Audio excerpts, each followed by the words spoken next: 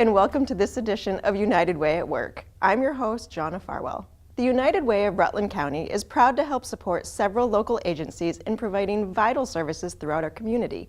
Each month, I will introduce you to those agencies and the people that make it all happen. So join me as I take you into the programs making an impact within our community. This month, I spoke with Carol Driscoll, the Executive Director of the Carving Studio and Sculpture Center, as well as Nora Valdez, the sculpting instructor, to learn more about this year's Stone Bench project. And here we are with Carol to learn more about the Stone Bench project here at the Carving Studio. Carol, thank you for being on the United Way at Work. We're really interested to learn more about the Carving Studio and specifically the Stone Bench project. Can you tell us a little bit about the history of it? How did it get started? Oh, sure. The Carving Studio had a program called the Peru Exchange Project, and we invited artists to go down to Peru and work with students using their local material. And the instructors would go down there and then come and choose 2 students to come back and study with us in West Rutland. Wow, and how long ago was that? How long has it been? Well, the Peru Exchange Project lasted from 2005 to 2011. And at that last year, we had the opportunity to launch the project for the Stone Bench project with 2 of the kids that were here. That is really neat. Yeah. So can you explain to everyone a little bit about what exactly happens each year during the Stone Bench project? What does that exactly look like?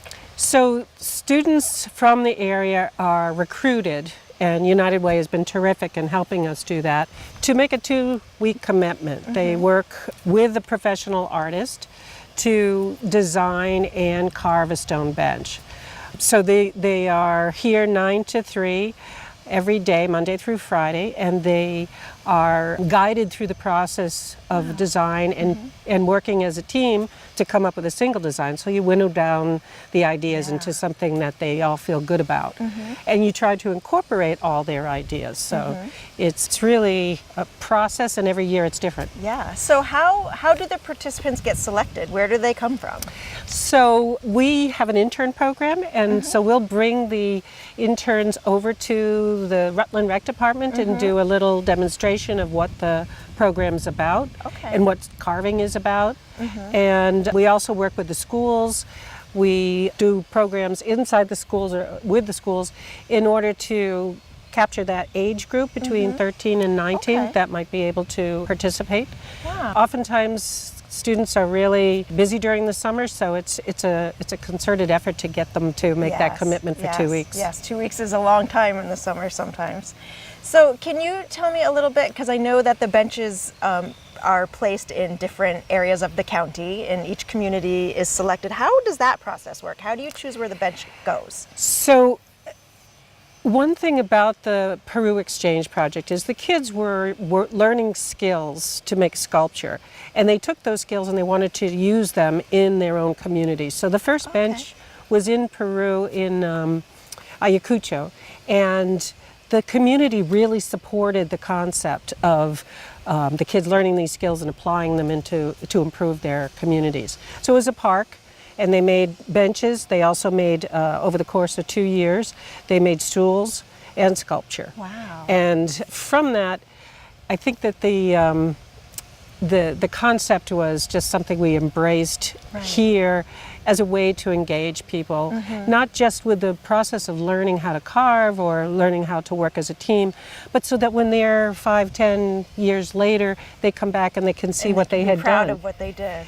So the recruitment of where to send them, we start with Rutland region because it's our home, and it really feels like there's an enormous amount of history that some of the students don't know about, and the communities really have that as part of their heritage, the stone carving. So we go to the municipalities, and this is our 10th year, so the municipalities have meetings. We present the concept of having one in their community. They work with the community members to decide on where it goes. Okay. And then we have a dedication. We just had one this spring with Castleton, the town of Castleton. Yes. And they put it in front of their Newtown offices, and the students That's talked so about the great. experience. And it's a point of pride for most communities. Yes, absolutely. And can you talk a little bit about how the United Way and their support has helped shape the Stone Bench project as we now know it? So the United Way granted us a partnership last year for the first time, and with that came, I think, a better visibility in the community of what we're doing over here in West Rutland. But more importantly, it's the finances. Every year we have to raise a certain amount so that it doesn't cost anything to the students, and sometimes we're a little short. We purchased about $5,000 worth of stone to do the past 10 years, and we're just about out of that stone, so we have to make another purchase. And so it really directly pays for the instructor, the materials, the tools, and the recruitment, because that is a big part of it. So the United Way has been a great partner this year and last since we started working. And what are with them. your hopes for the future of the project? What would you love to see happen? You know, it sounds ridiculous, and I joked about it for a long time, that we want to put 251 benches in Vermont, all student made, because there's 251 municipalities in the state of Vermont, and we believe that every one of them should have a chance to have a permanent piece of functional art. I love that. That's such a great idea. You know, we start with our home and then just work our way Yes, up. way around. A big part of the challenge with that age group is transportation. So we've had interest from Woodstock and other communities a little outside, but it's hard to get the students here in the summertime. Yes.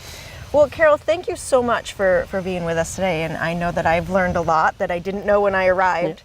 And I definitely look forward to seeing the completed bench. Yeah, this is very close. They are a really great team this year, and I think seeing the finished product is going to be a treat for everyone. Yes. Thank you so much, Carol. You're welcome. We're here with Nora, the instructor for the Stone Bench project, here to learn a little more about this year's theme. Nora, can you tell us about how the participants selected this year's theme and where the bench will be placed? Sure.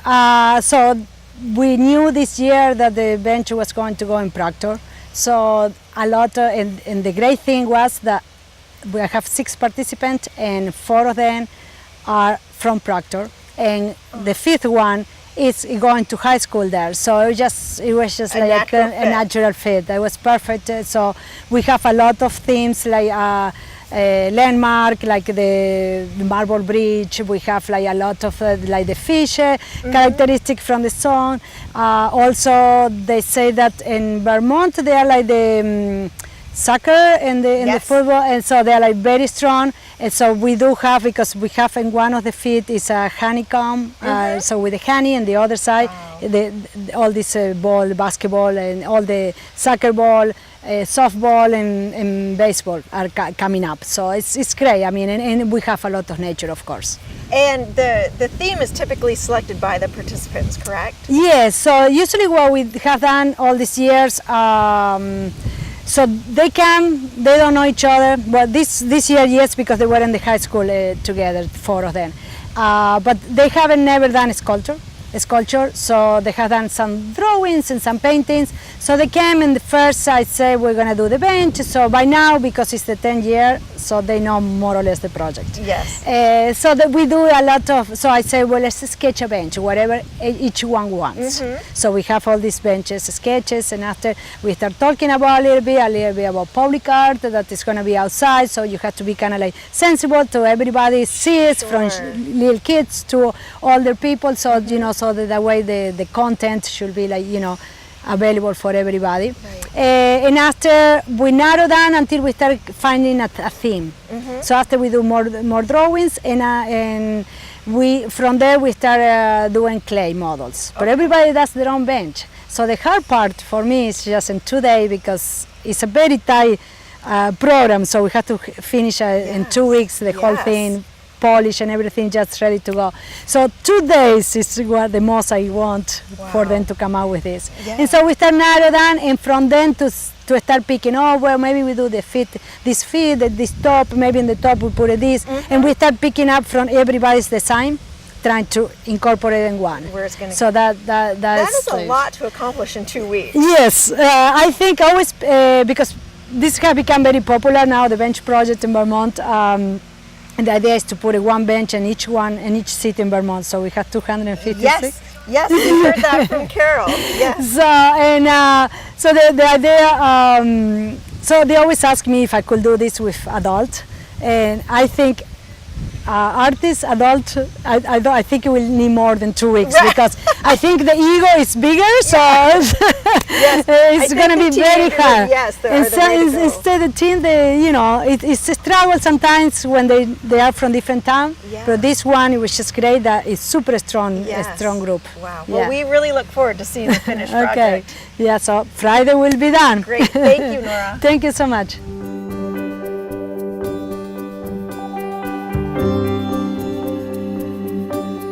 Two years ago, I came here from New Hampshire after my ex left me being pregnant. I was homeless, and I had a bunch of resources tell me Fairhaven Concern can help me. I came here, I was scared to death. We are busy here. We are busy, the food shelf is busy, and there's need here. I have a 4-year-old named Maggie. I have a 1-year-old named Isabel. It was a life-changing experience for me coming here and relying on Fairhaven Concern, because for me, I always wanted to do things by myself. Cassies Story represents many that we do serve here. Her ability to be able to take a situation where she feels that she has no hope, and she's stated that before, and being able to move to a place of hope and of success. We're very proud of where Cassie's at today. If I never came here, I wouldn't be where I am today. I'm very proud of what we do here. There's a great team. You can't see them, but boy, they're behind me. They're great. My future plans is to run a business of my own. Right now, I have 17 customers. On Facebook, you can find Cassies Services. It's a landscaping, housekeeping business. I also do anything from car detailing, animal care, elderly care, child care, trimming hedges, anything gardening, landscaping, any housekeeping, stacking wood, cutting wood. I do all of that to help people. Like, I see what Fairhaven Concern does to people, and I'm like, I want to be a part of that. I want to have a business helping people, and to me, it's not about the money. It's about helping people. And that means more to me than anything. This week we have the Stone Bench Project, which is comprised of local youth between the ages of 13 and 19. The instructor is Nora Valdez, and she is, this is her 9th year working with the local youth. A lot of the kids, as I say, they find a way to express themselves when they accomplish something, and they get to trust themselves, and so they leave the project like feeling very positive about themselves. So it's a whole process, and we talk a lot about like being secure, that being yourself and trusting yourself, and that's all it takes in life. You trust in yourself, you will do great. United Way has been very instrumental in helping us fund it this year. We see this as something that is part of Rutland Region's heritage. The bench is a permanent public artwork that's left after the kids have grown up. They can come back, their names on it, on a plaque, and show their friends and family that they've left something for the community. It's gonna feel like you've accomplished something, and it's really important to know that you did this and you helped other people and other people helped you. Like a real serious project that's gonna go out in the world for a long time. To work on with somebody, I think it's kind of cool to share everything with them. Sometimes it's not always easy to make ends meet. My husband had lost his job back in November of 2016, and I went out a month later to have surgery on my elbow, so therefore that's how we actually had lost our housing. And then we ended up in the in the state, in the National Forest, excuse me.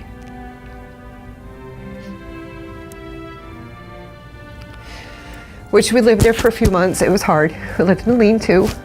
in the middle of winter.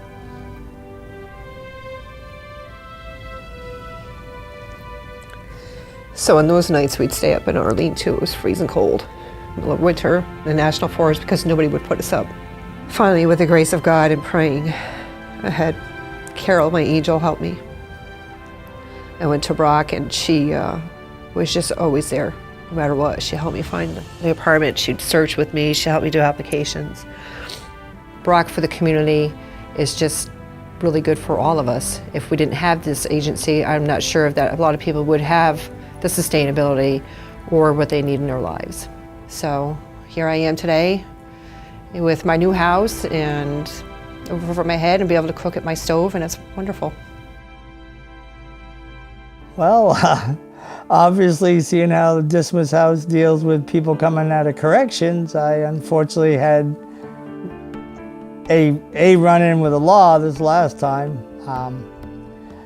I've had a drinking problem for a lot of decades, and unfortunately, if I start drinking, I end up in trouble. When they get out of prison, they feel like they've got convict written on their forehead, and they walk down the street and they think everybody's looking at them as, oh, one of those bad guys, and they don't get that here, and I really stress that. You know, you come here and you're going to be just instantly part of the family. If I haven't met Therese and she wouldn't give me the chance to be here, I probably would be in jail. And if I was not to be in jail, I'll probably be in the wrong spot and probably get to the same steps that I gone the first time. The lifestyle in jail is you learn not to trust many people. It just makes the day go by easier in jail. So to come out and live in close proximity with others that were trying to get jobs and get reestablished with their families and, you know, move on in life, get an education. I was able to get involved with the positive aspects of what Dismas offers, which is immense. I would like to say to these people that run these houses and programs that keep up the good job, and they are doing great. You don't know how much this means to us, and opportunities like this does not come very often, and we need more houses and places like this for second chances. My world gets real small if I drink, and my world gets really, really large if I stay sober and stay involved with community and family and those kinds of things. Here at Meals on Wheels, we deliver approximately 1,100 meals a day, Monday through Friday. A lot of people are very grateful and thankful for the services we do. Some people don't have much family around here. Some people can't afford, healthy food to survive through the week and stuff. So we bring a bunch of stuff for them. You can depend on them. They come 3 times a week and they're always there. They're good on the weekends and also near the end of the month when funds are short. It helps substitute, and plus they're good. Meals on Wheels is great for the idea that somebody is coming to the house at least once, or twice a week or 3 times a week. And just the idea of having somebody else have eyes on my dad is a great relief to me. Here you go, Cal. They get very nice meals. I enjoy them very much. And it saves me from trying to do the cooking myself, which I can't do. United Way is crucial to what we do here. We've been partners with the United Way almost since we began. In a community like this, it's easier to have people behind you to help you with the things that you need help with than to not ask for help and be lost along the way. We see all the good work that the United Way is doing for our community. United Way, thank you. Thank you, thank you for keeping Dismas on your list and for giving us the support. It really means a lot. It takes care of a lot of people, from little kids up to the elderly. It's really important for people to give to United Way, which helps provide support to Meals on Wheels and other programs that are available to the people in this community. Thank you for supporting the United Way.